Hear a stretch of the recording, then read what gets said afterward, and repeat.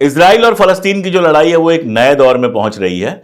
Houthi ने अचानक Israel का एक जहाज कब्जा कर लिया है, ये कहिए अपहरण कर लिया है, और तहलका मचा हुआ है मिडिल ईस्ट में कि अगर हूथी आगे ऐसा और करता है तो उसका इलाज क्या हो पाएगा। इलाज बहुत मुश्किल है, मैं आगे समझाऊंगा। दूसरी बात यह कि लगातार हमास की तरफ से, इजराइल की तरफ से और जो बिडेन की तरफ से भी अब ये बयान आ रहे हैं कि जल्दी ही समझौता हो सकता है। असल में जो होस्टेजेज हैं, जिन होस्टेजेज को हमास ने अपने यहां बंदी बना के रखा है, उनके परिवारों की एक मीटिंग हुई है इजराइल की वार कैबिनेट के बाद, और हमास का भी बयान आया है कि समझौता हो सकता है। हालांकि हमास की मांग है कि फलस्तीनियों को जो गिरफ्तार करके रखा हुआ है इजराइल ने, उनको भी रिहा करे, इसलिए आगे क्या होगा वो बहुत इंटरेस्टिंग होगा। लेकिन इन सबके बीच ब्रिक्स ने एक सम्मेलन बुलाया है जिसको साउथ अफ्रीका होस्ट कर रहा है। इस सम्मेलन से यह उम्मीद की जा रही है कि यह युद्ध विराम की मांग करेगा, लेकिन हमारे मोदी जी, हमारे आदरणीय प्रधानमंत्री नरेंद्र मोदी जी इस सम्मेलन में नहीं जा रहे हैं। क्यों नहीं जा रहे हैं? और ऐसे ही ढेरों सवालों के जवाब मिलेंगे आज के एपिसोड में। आज जो मैं अपडेट कर रहा हूं फलस्तीन और इजराइल पर, देखते रहिए, जुड़े रहिए, लगातार बातें होती रहेंगी और हक की बातें होती रहेंगी।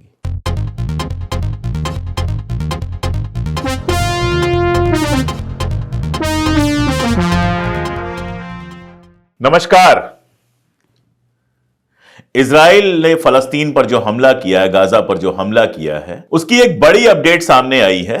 और यह एक ऐसी अपडेट है जो पूरे इस युद्ध को, पूरे इस समस्या को, उस दौर में जब बात की जा रही है कि समझौता बहुत जल्दी हो सकता है, एक दूसरी दिशा में ले जा सकती है। एक वीडियो रिलीज किया हूथी ने।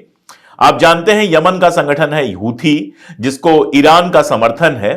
हूथी ने एक वीडियो रिलीज किया और उस वीडियो में एक हेलीकॉप्टर के जरिए एक पूरे, आप कहिए कि जो पोत था, या जो आप कह सकते हैं शिप थी, उस शिप को उन्होंने कब्जा कर लिया, उस शिप को अपहरण कर लिया। अब यह शिप बताया जा रहा है कि इजराइल का सबसे अमीर आदमी की शिप है ये। हालांकि यह टर्की से भारत की तरफ आ रही थी। तो टर्की से भारत आते समय रास्ते में हूथी ने, जहां एक बहुत पतला ब्रेक पड़ता है, एक बहुत पतली पट्टी है समंदर की, जहां पे जो यमन से करीब है, वहां पर हूथी ने इसको कब्जा कर लिया। कब्जा करने के बाद बाकायदा वीडियो जारी किया। उस वीडियो को देखने से समझ में आता है कि एक भी गोली नहीं चली और वो पूरा का पूरा जो जहाज है, उस जहाज को कब्जा कर लिया गया। अब एक जहाज को कब्जा करना या एक जहाज का अपहरण करना अपने आप में देखिए तो कोई बड़ी बात नहीं है। यहां तक कि इजराइल शुरू में कह रहा था कि ये जो पोत है, ये जो जहाज है, इससे हमारा कोई लेना देना नहीं है, ये टर्की का जहाज है। लेकिन बाद में जब इसको चेक किया गया तो पता चला कि इसकी जो मिल्कियत है वो इजराइल के सबसे अमीर आदमी के पास है। दरअसल इस रूट से हर महीने कोई 5,000 जहाजें आती हैं और जिनमें से रोज अगर कहें तो 50 जहाजें रोज गुजरती हैं। अब आप सोच के देखिए कि इन जहाजों में से एक बड़ी संख्या होती है इजराइल के जहाज की। इजराइल जो व्यापार करता है, खासतौर पे एशिया से जो व्यापार करता है, उसके लिए यही रूट है और ये हूथी के कंट्रोल एरिया के बहुत करीब है।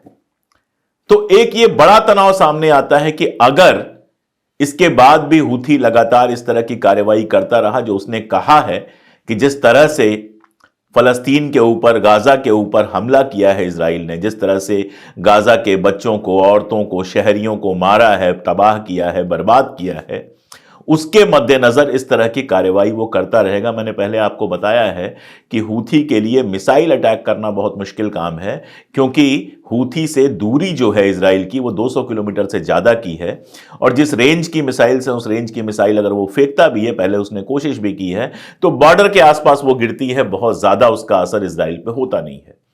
लेकिन ये जो नया काम शुरू किया है, इजराइल की जहाजों को अपहरण करना, यह इजराइल के ट्रेड के लिए और इजराइल की इज्जत दोनों के लिए बहुत मुश्किल हो सकता है। इसको रोकने के तरीके इजराइल सीधा युद्ध कर सकता है, जो वो चाहता नहीं है। यह एरिया सऊदी अरब और कतर जैसे देशों के करीब है, लेकिन ना ही सऊदी अरब, आप जानते हैं कि यमनियों से सऊदी अरब की एक लंबी लड़ाई चली है और इस समय हूथी से एक तरह का ट्रूस है, जो बहुत साधारण नहीं है, बहुत तनावपूर्ण है, लेकिन वो ट्रूस है, समझौता है, एक दूसरे पे हमला नहीं करने का। हूथी ने अपनी तरफ से सऊदी अरब के ऊपर हमले रोके हुए हैं। ऐसे में सऊदी अरब किसी बवाल में नहीं फंसना चाहेगा सीधे हूथी से टक्कर लेके। हूथी के बारे में हम सब जानते हैं कि ताकत उसके जितनी भी हो, लेकिन बड़ी से बड़ी फौज से टकराने में उसे कोई दिक्कत नहीं होती है। तो कतर जैसा देश भी इसमें पड़ना नहीं चाहेगा। कतर तो खुद इस समय मीडिएट कर रहा है कि इजराइल और हमास के बीच में कोई समझौता हो जाए। इजराइल सीधे उसका मुकाबला कर नहीं सकता है, तो सिर्फ एक तरीका बचता है कि अमेरिका, जिसके युद्धपोत जो हैं वो वहां पर हैं, वहां के सीमे हैं, वो हूथी का मुकाबला करे। लेकिन अमेरिका के सीधे इस लड़ाई में पड़ने का मतलब है कि उस इलाके में लंबे समय तक डिस्टर्बेंस रहेगा। अमेरिका जानता है कि हूथी को ऐसे ही खत्म नहीं किया जा सकता है। तो यह एक बड़ी समस्या बन के आने वाली है इजराइल के सामने, अगर हूथी लगातार इसको कर। हालांकि इसका फायदा उठाने की कोशिश शुरू हो चुकी है। अमेरिका ने और इजराइल दोनों ने यह इशारा करने की कोशिश की है कि यह सारा कुछ ईरान के इशारे पर हो रहा है। ईरान के प्रधानमंत्री ने जाहिर तौर पे मना किया है कि ऐसा कुछ हमारे इशारे पे हुआ है। पहले भी ईरान पे आरोप लगाया गया था कि हमास ने जो इजराइल पे हमला किया है वो ईरान के कहने पे किया है। सब जानते हैं कि ईरान का सपोर्ट हिजबुल्लाह को भी है, हमास को भी है और हूथी को भी है। ट्रिपल एच जिसको कहा जाता है, इन तीनों को ईरान का समर्थन है।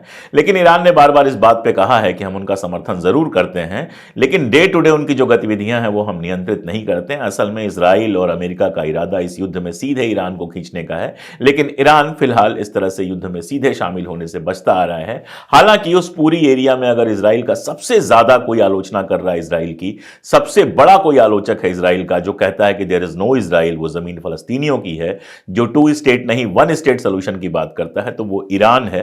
तो देखना होगा कि आने वाले टाइम में किस तरह से ये चीजें मोड़ लेती हैं। मैंने बताया आपको कि इस समय बात ऐसी चल रही है कि खबर आ रही है कि हमास और इजराइल के बीच में कभी भी समझौता हो सकता है। कुछ खबरें तो ऐसी आई हैं जिसमें यह लग रहा है कि हो सकता है कुछ घंटों में यह समझौता हो जाए। हो सकता है कि जब यह वीडियो एडिट होकर आपके पास पहुंचे तो यह समझौता हो चुका हो।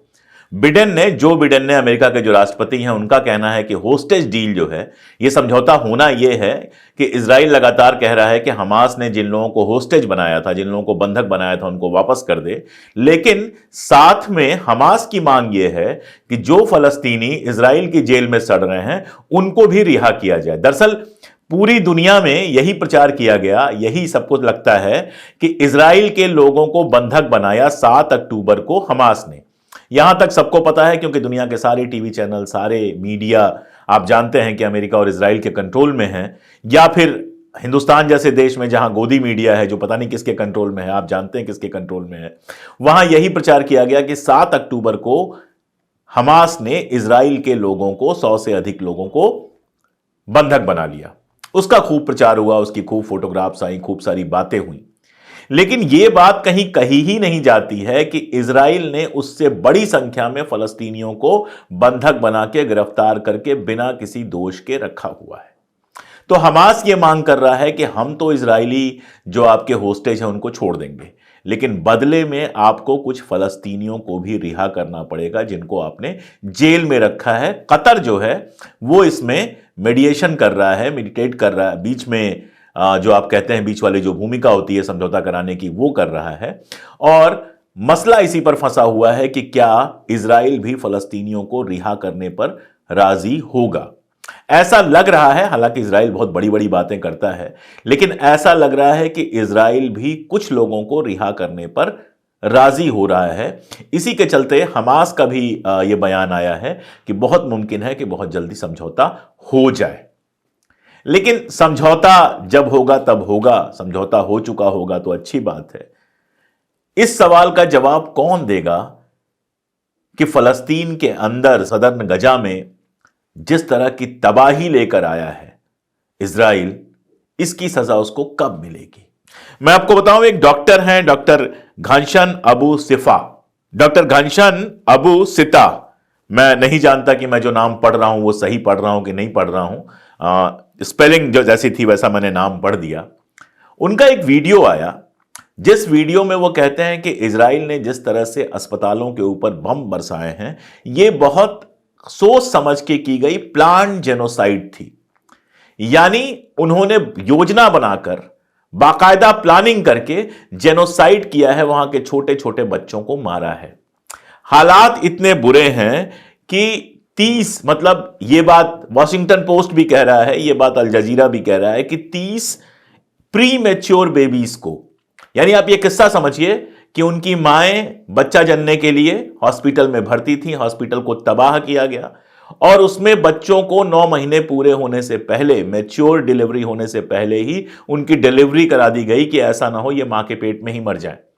यानी वो प्री मैच्योर बच्चे हैं। हमारे यहां 7 मासा 8 मासा कहते हैं बच्चों को, जब समय से पहले बच्चे पैदा हो जाते हैं। 30 प्री मैच्योर बच्चे जो हैं वो टर्की लाए गए हैं कि उनको कम से कम जिंदा रखा जा सके। ये 30 तो वो खुशकिस्मत हैं जो आज तक जिंदा हैं, जाने कितने मारे गए। अब आप सोच के देखिए कि जो बच्चे पैदा भी नहीं हुए थे, क्या वो हमास हैं? क्या वो इजराइल के दुश्मन हैं? क्या उन्होंने इजराइल के ऊपर मिसाइल फेंकी थी? क्या उन्होंने इजराइलियों को बंदी बनाया था, बंधक बनाया था? नहीं ना। लेकिन इस तरह की जो कार्रवाई हुई है उसी को डॉक्टर सीता जो हैं वो कह रहे हैं कि ये प्लान जेनोसाइड है। योजना बना के जेनोसाइड किया गया है नॉर्थ गाजा को खाली कराने के लिए, वहां के लोगों को मारने के लिए। और हमने देखा है कि किस तरह नॉर्थ गाजा से साउथ गाजा लोग गए हैं। ये वादा किया गया कि सेफ कॉरिडोर है, आप इस रास्ते से चले जाएंगे तो कुछ नहीं होगा, और जब लोग निकले तो वहां भी लोगों को मार दिया गया। जिस तरह की तस्वीरें आई हैं, जिस तरह से लोग जा रहे हैं, कोई अपनी बूढ़ी मां को स्ट्रेचर पे लेके जा रहा है, कोई कैसे जा रहा है, बच्चे अपने घर छोड़कर, परिवार छोड़कर, लोग जिनके परिवार के ढेर सारे लोग मारे गए हैं किसी तरह से, नॉर्दर्न गाजा से सदर्न गाजा की तरफ जा रहे हैं और वहां भी उनके रहने के लिए कोई अच्छी व्यवस्था हो ऐसा नहीं। हालात सोचिए, वहां के एक तस्वीर आई, वीडियो आया बल्कि, जिसमें कुछ सहाफी, कुछ पत्रकार दिखाई दिए जिनके हाथों में रोटियां थी। यानी वो पत्रकार जो अच्छे घरों में रहते होंगे, जिनके पास सारी सुविधाएं होंगी, एक रोटी पाकर उसमें इतने खुश नजर आ रहे हैं। आप समझ सकते हैं कि वहां इजराइल ने क्या हाल किया है। सारा ईंधन खत्म हो गया है, गैस खत्म हो गई है क्योंकि सप्लाई नहीं करने दी जा रही है, और वहां की महिलाओं ने अब मिट्टी के चूल्हे पर रोटियां बनानी शुरू कर दी हैं। हो सकता है इन पत्रकारों को वही रोटियां मिली हों। यह हाल वहां पर कर दिया गया है। और साथ में उनकी सहायता के लिए जो ट्रक भेजे जा रहे हैं दुनिया भर से, हिंदुस्तान से भी पहले भी भेजे गए थे, अभी फिर से एक बड़ी राशि भारत ने स्वीकृत की है वहां सहायता के लिए, उसको भी ठीक से उस इलाके में जाने में इजराइल रोक टोक कर रहा है। हालांकि बिडेन साहब कह रहे हैं कि 40 ट्रक जो हैं वो गए हैं, सहायता के ट्रक गए हैं, लेकिन इससे ज्यादा संख्या उन ट्रकों की है जिन ट्रकों को नहीं जाने दिया गया है। यूएन के जो लोग हैं जो वहां पर सहायता करने की कोशिश कर रहे हैं, उनको भी मारा गया है, यूएन की बिल्डिंग्स गिराई गई हैं। यहां पे एक बात मैं फिर बार बार कहता हूं, आज फिर साफ कर दूं कि अगर आपको लग रहा है कि यह सारा मुसलमानों के खिलाफ हो रहा है, तो दरअसल आप मूर्खता के किसी गड्ढे में पड़े हुए हैं। आप जानते ही नहीं है वहां पे क्या हो रहा है। इस सवाल का जवाब आप कैसे देंगे कि वहां के एक बेहद पुराने चर्च को भी नष्ट कर दिया गया। 2 वीडियोस आप स्क्रीन पे अगल बगल देखिए। मैंने आवाज इसलिए इनकी नहीं दी है कि दोनों जिस भाषा में है वो आपको समझ में नहीं आएंगे, लेकिन दोनों में सबटाइटल है, इनको आप देखिए और देख के समझ पाएंगे कि एक तरफ जियोनिस्ट हैं जो ये कह रहे हैं कि एक भी मुसलमान को जिंदा नहीं रहना चाहिए, सारे मुसलमानों को मार दो, और दूसरी तरफ असली ज्यू हैं, असली यहूदी हैं जो ये कह रहे हैं कि जो जियोनिस्ट हैं वो ज्यू नहीं है, उनको यहां से चले जाना चाहिए, और जो फलस्तीनी जिनका ये घर है उनको वापस लौट के आना चाहिए। दोनों ज्यू हैं। अगर आप कहेंगे तो दोनों यहूदी हैं, लेकिन एक जियोनिज्म का मानने वाला है, पागल, जो एक आप कहेंगे कि तबाही वाली विचारधारा को मानने वाला है, जिसको लगता है कि सारे मुसलमानों को वहां से चला जाना चाहिए। दरअसल बार बार यहां भी लोग कमेंट करके जाते हैं कि कहां लिखा हुआ है, बाइबल में लिखा हुआ है कि यह इजराइलियों का घर है। तोरा जुडिज्म जो है, जो यहूदी धर्मगुरु हैं, उनका कहना है कि बाइबल में ऐसा कुछ नहीं है, और बाइबल यहूदियों के एक घर की बात नहीं करती है, बल्कि यहूदियों से यह कहती है कि तुम पूरी दुनिया में बिखर जाओ। और इसलिए जियोनिज्म का जो पूरा क्लेम है इजराइल के ऊपर, वो बाइबल के अनुरूप नहीं है, वो क्लेम नफरती क्लेम है। और मैं आपको बताऊं, ऐसा हर धर्म में होता है। मुसलमानों में आपको कुछ मुसलमान ऐसे मिल जाएंगे जिनको मुसलमानों के अलावा सब दुश्मन लगते हैं, जो धर्म के नाम पर किसी को भी खत्म करने के लिए तैयार रहते हैं। हिंदुओं में आपको कुछ ऐसे हिंदू मिल जाएंगे जिनको हिंदुओं के अलावा, यहां तक कि हिंदुओं में भी जो उनकी बात नहीं मानते हैं उनसे वो नफरत करते हैं, उनको मारने की बात करते हैं, लिंचिंग करते हैं, वगैरह वगैरह करते हैं। दुनिया के हर धर्म में एक हिस्सा नफरती धर्म का होता है जो सारी दुनिया से नफरत करने की बात करता है, और दूसरा हिस्सा उन लोगों का होता है जो सबके साथ मिलजुल के रहने की बात करते हैं। इजराइल में जो लोग सत्ता में हैं, बीबी नेतन्याहू, उसकी पार्टी और उसको मानने वाले लोग, जियोनिस्ट लोग, वो वही लोग हैं जो दरअसल अपने धर्म की नफरती जो विचारधारा है उसको प्रमोट करते हैं। और इसीलिए मैं आपको बताऊं, आप तमाम वीडियोस लगातार देख रहे हैं ट्विटर पर और बाकी जगहों पर, जिनको देख के बहुत साफ समझ में आ रहा है कि इजराइल आने वाले वक्त में पूरी दुनिया के लिए खतरा बनने वाला है, क्योंकि वो किसी से प्रेम नहीं करते हैं, ना उनको ईसाइयों से कोई प्रेम है। मस्क की एक कहानी आई, जो ट्विटर के चलाने वाले मस्क हैं, उनके ऊपर आरोप लगाया गया कि वो एंटी सेमिटिज्म को बढ़ावा दे रहे हैं। पहली बात तो यह कि सेमिटिक धर्म अकेले यहूदी नहीं है, इस्लाम भी सेमिटिक धर्म है, यहूदी भी सेमिटिक धर्म है। पिछला एक वीडियो हमने किया था उज्जवल भट्टाचार्य के साथ, अगर आपने देखा होगा तो उन्होंने बहुत डिटेल में समझाया है कि सेमिटिज्म क्या है। तो ईसाई, यहूदी और इस्लाम तीनों पवित्र किताबों को मानते हैं और तीनों ही सेमिटिक धर्म हैं। लेकिन यहूदियों ने एक ऐसा माहौल बना के रखा है कि जो यहूदी के खिलाफ बोले, जियोनिज्म के खिलाफ बोले, उसको वो एंटी सेमिटिक कहने लगते हैं। ये जो ट्वीट आप देख पा रहे होंगे, इसमें समझ में आ रहा होगा आपको कि मस्क, जिसने वहां पर जेनोसाइड के खिलाफ लिखा, बोला और वहां पर इंटरनेट की सुविधा दी ताकि ट्विटर वहां से चल सके, वहां से खबरें बाहर आ सके, पत्रकार वहां से खबरें कर सकें, उसके ऊपर भी इन लोगों ने आरोप लगाना शुरू किया। तो उसने जो लिखा है वो आप स्क्रीन पे पढ़ पा रहे होंगे।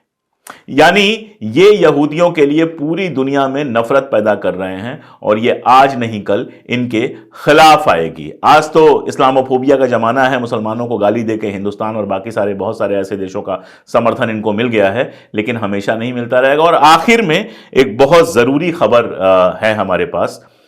ब्रिक्स का एक सम्मेलन हो रहा है, साउथ अफ्रीका इसको होस्ट कर रहा है। यह सम्मेलन जो है वो हमास और इजराइल के ऊपर है। इसमें जाने से हमारे प्रधानमंत्री महोदय ने मना कर दिया है। हमारे विदेश मंत्री इसमें जा रहे हैं। क्यों मना कर दिया? हमारे प्रधानमंत्री महोदय तो विदेश जाने का, फोटो खिंचाने का कोई मौका छोड़ते नहीं है, लेकिन क्यों मना कर दिया है? कारण यह है कि जहां चीन जो है और बाकी सारे देश खुल के इसकी बात कर रहे हैं कि अब युद्ध विराम होना चाहिए, भारत अभी तक कोई स्टैंड नहीं ले पाया है। वो फलस्तीन में शहरियों के मारे जाने की बात भी करता है, उस पर निंदा भी उसकी करता है। वो वहां पे बहुत सारे संसाधन भी भेजता है, सहायता भी भेजता है, लेकिन पता नहीं क्या बात है कि हमारे मोदी जी खुला स्टैंड नहीं ले पा रहे इस बात पर कि आखिर वहां पर युद्ध विराम क्यों नहीं होना चाहिए। युद्ध विराम का समर्थन नहीं कर पा रहे हैं। उनको शायद डर था कि अगर वो ब्रिक्स के सम्मेलन में जाएंगे, वहां युद्ध विराम पर सहमति बनती है तो वो अकेले पड़ जाएंगे, इसलिए खुद नहीं गए वो, उन्होंने भेजा है विदेश मंत्री को।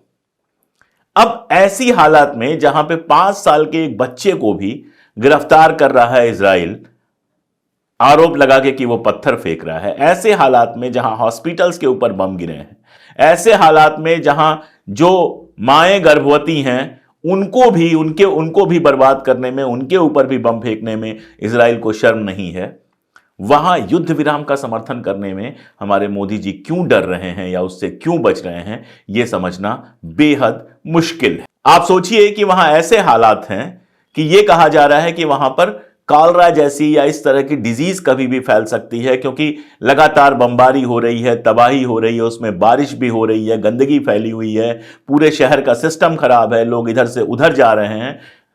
कुछ भी ऐसा नहीं है जो युद्ध से पॉजिटिव हुआ है, वहां सब कुछ तबाह बर्बाद हो चुका है। और जिस हमास के टनल की बात की जा रही है वैसा कुछ अभी तक मिला नहीं है। और उसके बावजूद आखिर वजह क्या है कि अमेरिका, इंग्लैंड और हिंदुस्तान जैसे देश वहां पर युद्ध विराम से भी बच रहे हैं। शायद एक वजह तो यही हो सकती है कि जब तक अमेरिका युद्ध विराम के लिए नहीं कहता है, भारत कैसे कहेगा। और देखिए, जिस समय भारत एक महत्वपूर्ण भूमिका निभा सकता था वहां पे, क्योंकि इजराइल से भी आपकी दोस्ती है, फलस्तीन से भी आपके रिश्ते हैं, इंटरनेशनल पॉलिटिक्स में भारत बिल्कुल किनारे हो गया है। और आगे कौन आया है? चीन। अरब देशों के प्रतिनिधि बाकायदा चीन में गए, उनके साथ मीटिंग हो रही है, वहां से वो समर्थन लेने की कोशिश कर रहे हैं, चीन उनको समर्थन दे रहा है और अमेरिका के बरक्स वर्ल्ड लीडर बन के उभर रहा है। और यहां जो हमारे प्रधानमंत्री महोदय के, क्या मैं कहूं उनको, जो आसपास के लोग हैं, जो गोदी मीडिया है, जो कहता है कि फोन करके यूक्रेन में आधे घंटे युद्ध रुकवा दिया, वो इतने महत्वपूर्ण समय में इंटरनेशनल परिदृश्य से पूरी तरह से गायब हैं। तो डंका कहां बज रहा है? कतर में हमारे नौसैनिकों को मौत की सजा हुई है, अभी तक वहां से कोई फैसला नहीं आया। इजराइल आपको पूछ नहीं रहा है, फलस्तीन आपको पूछ नहीं रहा है, अरब देश आपसे कोई उम्मीद कर नहीं रहे हैं। तो ये डंका बज कहां रहा है? डंका केवल गोदी मीडिया के स्टूडियो में बज रहा है। सच्चाई यह है कि आज चीन अमेरिका के बरक्स वर्ल्ड लीडर की पोजीशन ले रहा है और अरब देश चीन के पास जा रहे हैं इस बात के लिए कि वहां कोई समझौता करवाया जाए। और भारत जैसे देश की, जिसने इतिहास में पहले जबरदस्त भूमिका निभाई है जब इस तरह के तनाव आए हैं, आज हमारी कोई भूमिका नहीं है। तो जब यह वीडियो आपके पास जाएगा, हो सकता है युद्ध विराम हो चुका हो सकता है युद्ध विराम के और करीब पहुंच चुके हों। युद्ध विराम भले ना हो, लेकिन एक ट्रूस हो सकता है जिसमें 10 दिन 15 दिन का एक समझौता हो जाए कि इसमें युद्ध नहीं होगा, हॉस्पिटल्स की थोड़ी कंडीशंस अच्छी हो जाए, बाकी सारी चीजें हो जाएं। ये सब हो सकता है। जो कुछ भी हो सकता है, जो कुछ भी होगा, अगली बार जब हम बैठेंगे तो उन सारी डिटेल्स पे बात करेंगे। आज के लिए मेरे पास इतना ही अपडेट था, मैंने आपसे शेयर किया। और जो बात मैं बार बार कहता हूं कि बहुत जरूरी है इस समय लगातार इजराइल और फलस्तीन पे नजर बनाए रखना। मुझे खुशी होती है कि बहुत सारे हमारे यूट्यूबर मित्र जो हैं लगातार इजराइल और फलस्तीन पर खबरें लेके आते हैं, लेकिन उनसे सिर्फ एक रिक्वेस्ट मुझे करनी होती है, अगर वो कभी देख रहे हो या उन तक कोई मेरी बात पहुंचा दे, कि यह ऐसा मसला नहीं है जिस पर सिर्फ शोर मचाया जाए या जिस पर सिर्फ सनसनी लाया जाए। यह एक बेहद गंभीर मसला है, इसलिए इस पर बात करते हुए थोड़ा सा इस पूरे युद्ध का इतिहास समझ लेना चाहिए, थोड़ा सा जो मिडिल ईस्ट की राजनीति है उसको समझ लेना चाहिए और फिर बहुत जिम्मेदारी से बोलना चाहिए, ताकि हमारी आवाजें, अगर हम ये कहते हैं हम गोदी मीडिया नहीं हैं, तो हमारी आवाजें जो हैं वो मजलूम के साथ हों, हमारी आवाजें हक की आवाजें हों, हमारी आवाजें सच की आवाजें हों, और हमारी आवाजें सच की आवाजें, मजलूम की आवाजें रह सके। हम कैमरे और सत्ता के आंख में आंख डालकर बोल सके। इसलिए जरूरी है कि आप हमें समर्थन करें, आप हमारे साथ आएं, जो भी कर सकते हैं हमारे लिए वो करें। वीडियो को लाइक करना, सब्सक्राइब करना, ये सब तो है ही। इसके साथ अगर आप हमसे जुड़ना चाहते हैं, अगर आप हमारी मदद करना चाहते हैं, तो जो पहला कमेंट है, जो पिन कमेंट होता है, उसको खोलकर एक बार देखें। वहां कई सारे ऑप्शंस हैं, जो आपको अच्छा लगे वो करें। और अगर कुछ नहीं कर सकते हैं तो कम से कम इस वीडियो को अपने दोस्तों तक तो पहुंचा ही दें। आज के लिए इतना ही, बहुत शुक्रिया।